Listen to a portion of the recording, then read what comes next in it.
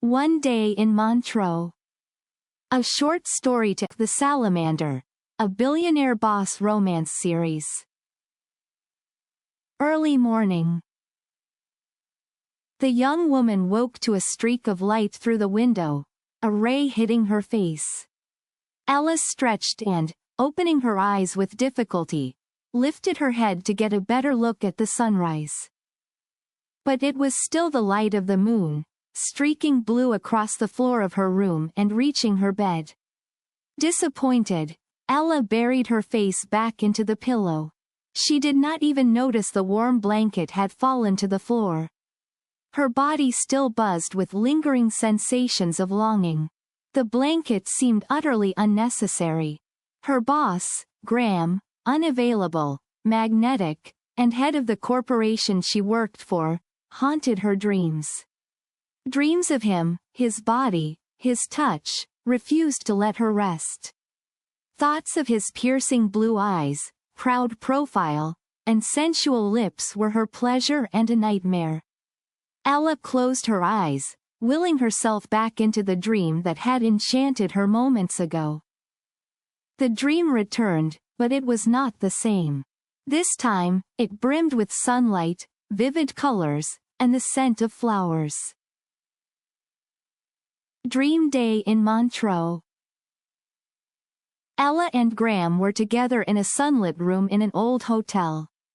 Outside, the peaks of Montreux stood tall, their snowcaps sparkling against the brilliant blue sky. Yesterday, a twist of fate had reunited the passionate couple, and now, they could not seem to let go of each other. Ella lay in bed, gazing tenderly at Graham. She remembered everything. Her despair, her surrender, and then the surprise of seeing him appear at the hotel's moonlit pool. Of course, they had spent the night together and neither could bear the thought of leaving the room. Yet, life called. Graham, Ella asked teasingly, how long do you think we can stay locked away? There's so much to see here. I want to explore the area. Maybe even catch some jazz. Graham's laughter filled the room. We'll see it all, he promised, pulling her closer. But right now, I can't look away from you. Eventually, they ventured out around noon. Hand in hand, they followed the hotel concierge's recommendation to a chalet famous for its authentic mountain cuisine. A cab took them to the rustic eatery nestled among the alpine slopes. The chalet felt like stepping into a storybook world, where time slowed, and magic seemed to linger in the air. Inside, the cozy warmth enveloped them, and the rich aroma of herbs mingled with the tantalizing scent of sizzling broth.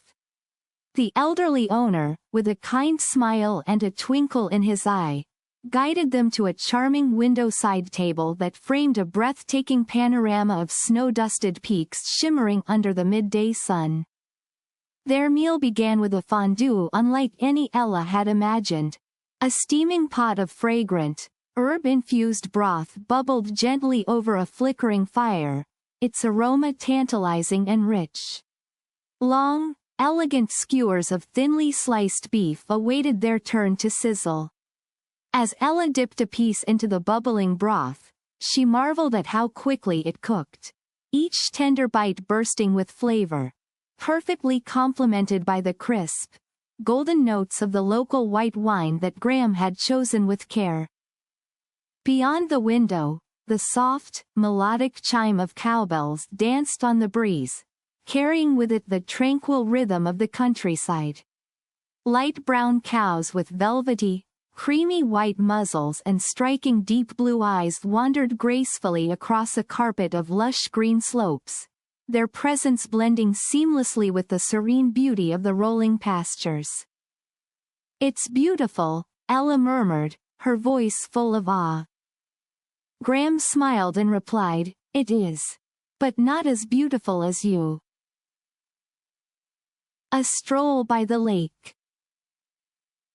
After their meal, they descended to the shores of Lake Geneva, where the water sparkled in a dazzling mosaic of turquoise, rippling gently under the golden afternoon light. The promenade was alive with bursts of color, as vibrant flowers spilled over planters and framed the cobblestone paths. Their petals danced in the soft breeze, releasing subtle fragrances that mingled with the crisp scent of the lake. Ella paused, enchanted by the view, her eyes following the reflections of the blossoms swaying across the shimmering water. The young woman admired a fragrant bloom, brushing Graham's hand as she pointed it out. Step by step, Ella and Graham came to the Freddie Mercury statue. The couple stopped at the statue, reading its inscription and humming one of the well-known music band songs he sang. Graham wrapped an arm around Ella's waist and led her toward a nearby tent. "You mentioned jazz," he said. "There's a performance tonight. No tickets, no special seats. Just us, like everyone else." "That sounds perfect," Ella replied, touched by his thoughtfulness. In the expansive square nearby, a grand tent stood illuminated, its fabric glowing softly in the evening light. As they stepped inside, a wave of sound enveloped them, the rich, dynamic rhythms of jazz filling every corner. The music was alive with energy, its soulful improvisations weaving a tapestry of vibrant notes that seemed to echo through the very air.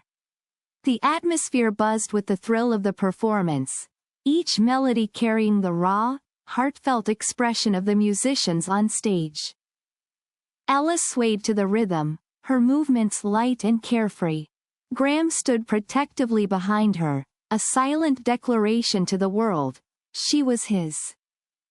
As the sun melted behind the jagged silhouette of the mountains, its golden hues gave way to a tranquil twilight. The lake's surface deepened into a velvety indigo, shimmering faintly as the moon cast its soft silver glow. Hand in hand, Ella and Graham wandered along the promenade, their footsteps quiet against the cobblestones. The air was alive with the gentle rustle of leaves and the melodic chirping of night birds, blending seamlessly with their shared laughter, which lingered like a warm melody in the cooling evening breeze. Real day. Suddenly, Ella woke up. The dream dissolved, leaving her alone in her quiet room. Reality came rushing back. The longing, the ache of unspoken words. Graham was her boss, unreachable, yet always in her mind. He will never look at her like in this dream, never. But Ella did not want to give up on her dream. The young woman had this evening. Tonight's corporate party will decide everything between her and Graham. Would he notice her, or would he offer only a polite hello? Ella could not bear this torment any longer. Either Graham will acknowledge me, or I will leave his corporate kingdom, she decided. Steeling herself, Ella rose and prepared for the evening. Tonight, she would face Graham and find out if the man from her dreams could ever be hers. The end. Written by Misha Quinn, 2021 to 2025.